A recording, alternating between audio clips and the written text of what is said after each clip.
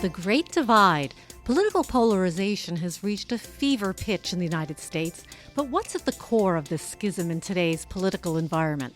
On this week's episode of Poll Hub, we speak with political scientist and author Jonathan Rodden about his new book, Why Cities Lose. This is Poll Hub, so let's get started.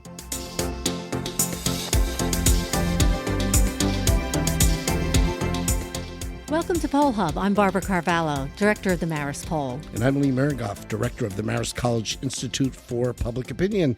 And in this episode, we're going to try our best to carry on without Jay DeDapper. We'll see how it goes. So we've talked a lot about the polarized electorate on this program.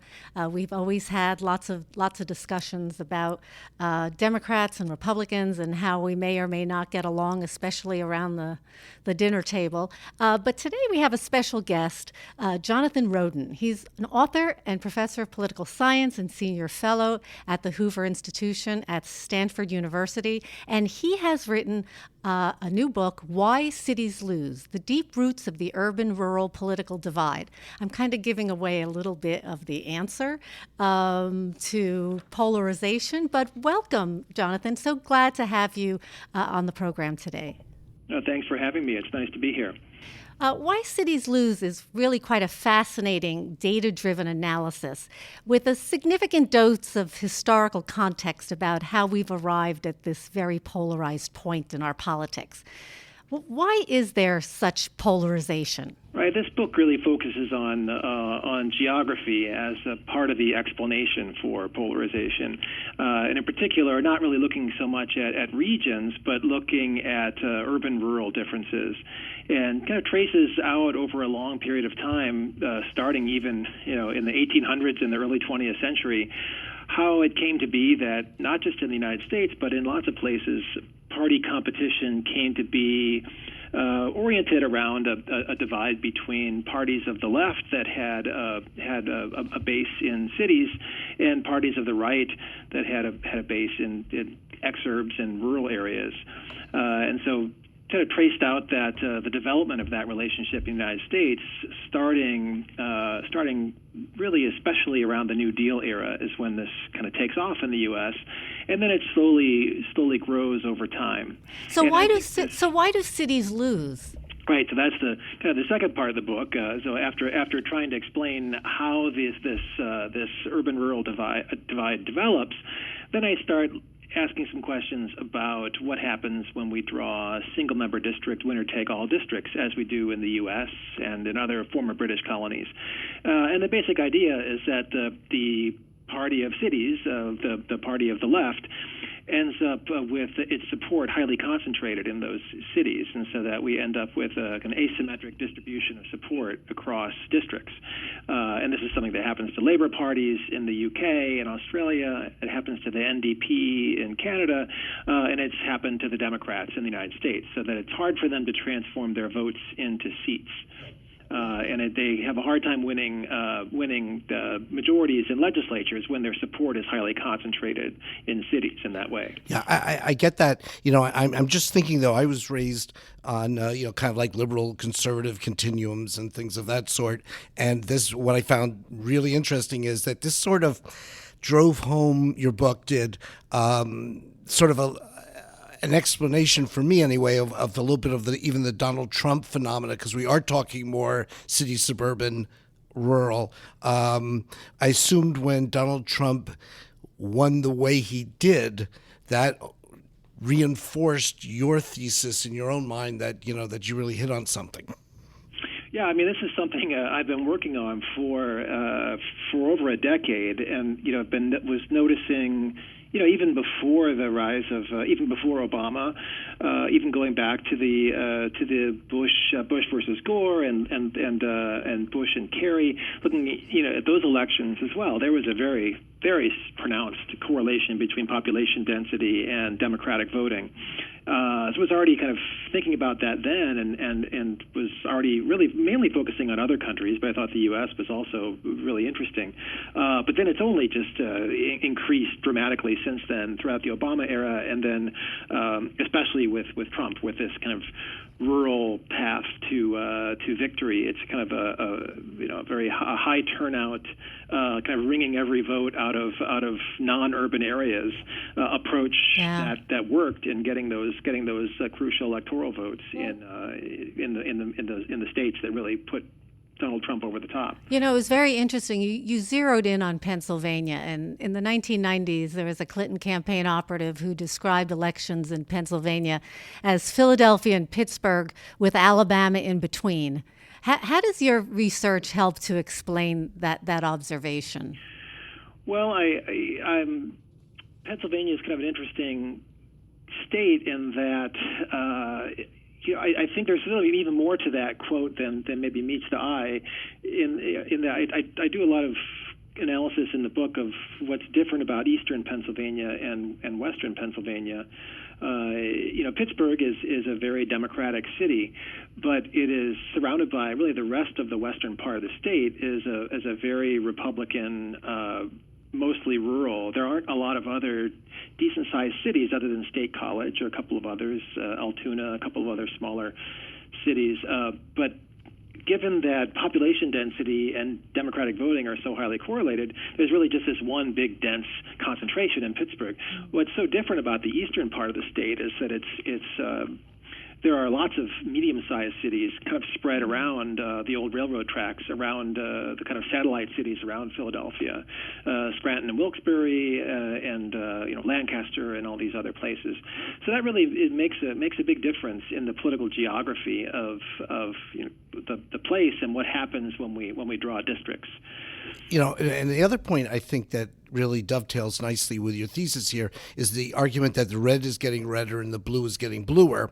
And as we get more polarized, that's sort of the way things are emerging. Are we getting near a tipping point in terms of just the extent of the polarization and the divide geographically, geopolitically that you're identifying? Yeah, that's a great question. It's something I've thought a lot about because it kind of gets to the question of trying to understand exactly, if we want to try to predict the future, we need to know a little bit more about what the trend toward geographic polarization has been driven by in the past, and that's why I think I might have a view that's a bit different than some of the other kind of the dominant view in a lot of the media portrayals. I think it has something to do with residential mobility. People moving to places that are more similar to them politically. But I think it has a lot more to do with the fact that even without moving, people who have stayed constant in their residential location, urban people have moved toward the Democrats, and rural people have moved toward the Republicans, and that's what's led to a lot of this increasing correlation between density and Democratic voting. But then if we think about population movements, in the current moment, I think the trend might actually be in the opposite direction. In other words, it's not really the case that we're all sorting ourselves out into increasingly homogeneous communities. People who are moving across state boundaries at this point, many of them are young people in search of opportunities. Of course, some are retirees moving to Florida and Arizona, but there are lots of people moving to Austin, Texas, and Houston, Texas, because of jobs and affordable housing. And many of those people are Democrats. And the kind of suburban fringe around places like Austin and Houston, around places like Orlando, Florida, are becoming a lot more heterogeneous politically. They're not becoming more homogeneous. Those areas are becoming more competitive. And so a lot of the most rapidly growing places in the U.S. are these sprawling suburban areas and these places like Phoenix and Orlando and Houston. And those places are becoming more competitive. And of course, there's a lot of focus on Texas as a place that the Democrats at some point will potentially be able to win, not only at the statewide level, but also they have a shot at winning more congressional seats and state legislative seats in those kind of mixed suburban areas. And you argue it's not just gerrymandering, right? So that's one of the I think one of the insights of the book that is most potentially controversial, or at least unusual, given the way we talk about these things. It's the book points out that gerrymandering is very important, and it's a big part of the story of the transformation of votes to seats in the U.S. But it's certainly not the whole story. There are lots of places where the Democrats themselves draw the districts, or where they've been drawn by courts or by divided governments, where the transformation of votes to seats also favors the Republicans because of this geographic effect, because of the concentration of Democrats in space. And of course, we see similar things in countries like Britain and Canada and Australia, where the districts are drawn not by politicians but by independent commissions. Yeah, I wanted to touch upon the international aspects of this as well, but I want to go back to, you were talking about Texas, and obviously all of our attention is increasingly focused on 2020, and some are arguing that the Democrats would be well advised to put their energies into places like Texas and Arizona and not try to reclaim places like Michigan and Wisconsin. Others are saying that's too risky. I think you're suggesting it's worth an exploration, but you might want to not put all your marbles in Texas and Arizona at this point. Yeah, I don't have a strong sense of that kind of strategic how to allocate resources. I don't think I have a really clear sense of that. It does seem wrong to me that the idea that Michigan and Wisconsin are somehow out of reach seems crazy. I mean, we look at 2018; they're very much within reach, and I think there's no reason why the Democrats can't hope to recapture those electoral votes. But then the question about and whether there doesn't seem like there's any reason why they can't try to do that at the same time they try to expand their reach into a place like Texas. But I think the real question, the strategic question that they're going to have to grapple with more carefully is this base mobilization versus kind of more moderate approach to winning votes. And the problem that I point out in the book is that if you make all of your decisions about how to all your strategic decisions as a party of the left in a majoritarian democracy. In the United States, if you make all those decisions with your eye on the presidency, you might make decisions that don't help you very much in winning seats in Congress or state legislatures.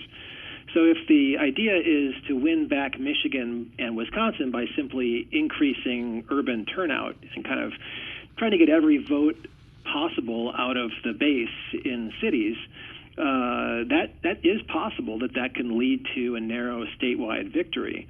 But then the question is, how does that help in trying to win a majority of the seats in the legislative delegation or in the state legislature in a place like Wisconsin or Michigan? If you end up kind of crafting a party platform that really is only of interest to people in cities, how do you win the pivotal suburban, exurban, and mixed districts that you need in order to get congressional and state legislative majorities? I think that's a really difficult question for the Democrats. Yeah, and in your book you talk a lot about, you can carry Wisconsin statewide, but it doesn't ensure that you're going to take these legislative seats to get a majority, as has been seen in places. And what we end up with is gridlock in Washington, because we end up with split results. Split results. You do talk a little bit, though, about the fact that there is the ability of the state and local governments to be more responsive to local constituencies.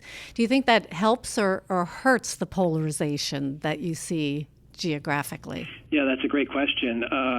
It perhaps takes some of the pressure off the big federal level debates, but at the same time, it doesn't really lower the temperature overall all that much, because we have the states now becoming players in these types of battles that used to be only conducted at the federal level. So we have states attorneys general now seeing themselves as important national level political actors, with lawsuits, constant lawsuits being filed. First in the Obama era by Republican administrations trying to stop Obamacare, and now various states run by Democrats that are trying to sue the Trump administration on lots of different topics, immigration and environmental regulation and so forth. So the states have become these players in these federal battles, and in some ways it just enhances polarization. At the same time, we can hope that perhaps in some policy areas, by decentralizing policy, more people can get more of what they want if policies are made at the local level. But that really would require, given that it's not really a regional polarization, it's an urban-rural polarization. So devolving things to the level of states doesn't really help all that much. You end up with in California, rural folks in Northern California wanting to secede from the rest of the state because it's dominated by urban interests. Mm-hmm. You end up with people in Illinois, rural downstate Illinois folks talking about secession from Illinois. And of course you end up with, in places like Kentucky, people in places like Louisville feeling very feeling not well served by the policies chosen by a rural-dominated Kentucky legislature. Yeah, I was struck by... I was just going to say, I was struck by Amy Walter, a good friend of ours at the Cook Political Report, who's talking about the suburbs, and the suburbs in different places are acting very similarly, even if the geography nationally is different. And I also saw just yesterday, Mark Murray at NBC put together a piece called "Trump is Losing Ground in American Suburbs." How much do polls enlighten your discussion? I know you have lots and lots of data in here. Are you a poll checker as well? Well, yeah, I guess that's one of the things I thought would be interesting to talk about. Is just if you take my book seriously, then there's a real need for polling at increasingly disaggregated level, getting good representative samples at lower and lower levels. Obviously we need good state level polls, but it's especially helpful to have polls with lots of interesting questions on them at the level of congressional districts and even state legislative districts where we have representative samples at that level, and that's it's an expensive and hard thing to pull off. But I think those are the kinds of polls that I think especially interest me, is when we get more and more data points at lower levels of aggregation. Because one of the things that I've noticed is that it's just, we can't really talk about the suburbs as if we just take a big national representative sample and we have some indicator in there for whether someone lives in what we classify as a suburb. It's very different to talk about a Boston or a Seattle suburb than to talk about a Cincinnati suburb, even if in terms of income and education and population density they look really similar. There are some really big differences between different kinds of suburban places, and that's one of the things that I think I'd like to learn more about. What are the basis for those differences, and what is the kind of issue politics of those differences? And we need more observations to be able to shed more light on that. And we totally agree. I mean, one of the observations we had during the 2016 campaign was that there was a lot of talk about pollsters balancing their sample by education, and somehow that might fix things nationally. Some people tried it in various states, and some had positive, some had negative, impact.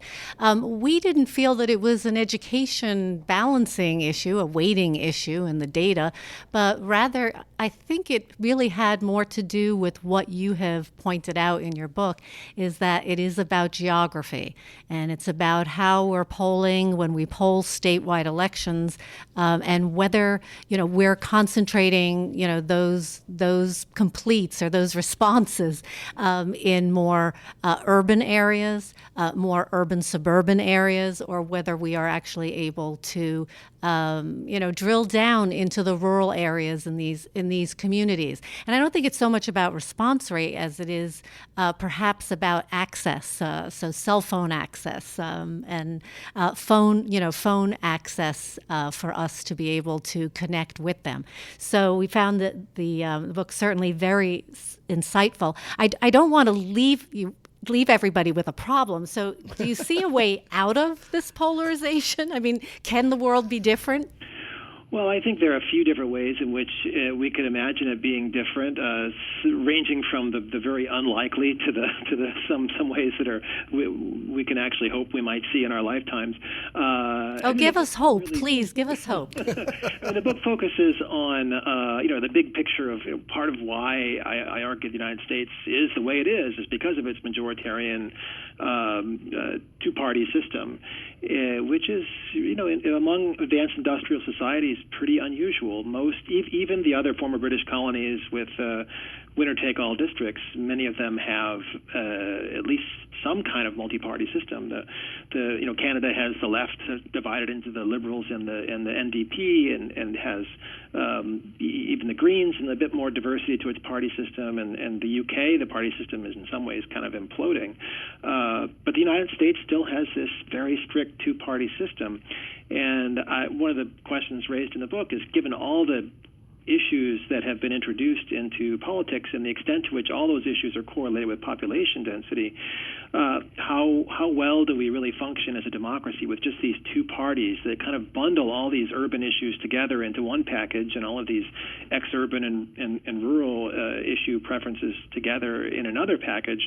To my mind, one of the best ways to start unbundling this stuff is to move toward a multi-party system, and the best way to do that is with a more proportional electoral system. Yeah, well, Americans, I don't know why, but they're not terribly fond of proportional representation. Although some of the states, with the whole, the difference between the popular vote and the electoral college. I mean, some states have moved to make the electoral college proportional rather than winner take all. Right. So I mean, I bring up proportional representation as just kind of a big comparative, kind of placing the U.S. in comparative perspective. I don't. It's not something I anticipate that a big reform movement will achieve somehow at the national level in the near future.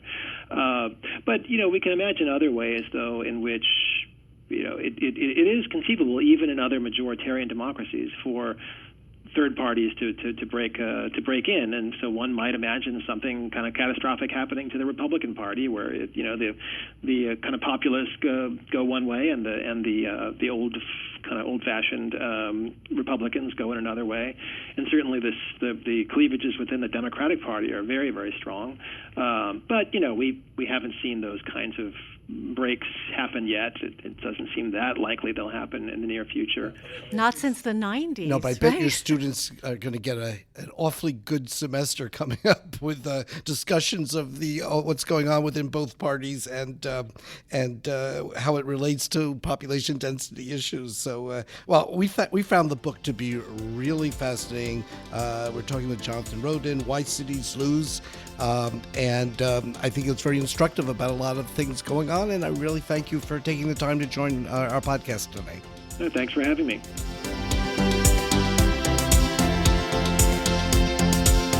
That will do it for this edition of Poll Hub. Poll Hub is a production of the Marist Poll at Marist College in Poughkeepsie, New York. Thanks to Mary Griffith, our executive producer, who gets us through all of this. And we had a few technical difficulties, but Mary did her magic. And thank you, Casey Schaff, who is our editor, for cleaning us all up. And she'll find all the technical difficulties along the way. But we'd also like to thank the Roper Center Archives at Cornell University, who provide us with the ability to look back in time and survey questions and results over the decades. We get trend data that way. So reach out to us on social media. We're at Marist Poll on Twitter or Marist Poll on Facebook. And we love to hear your comments and questions. And don't forget to subscribe.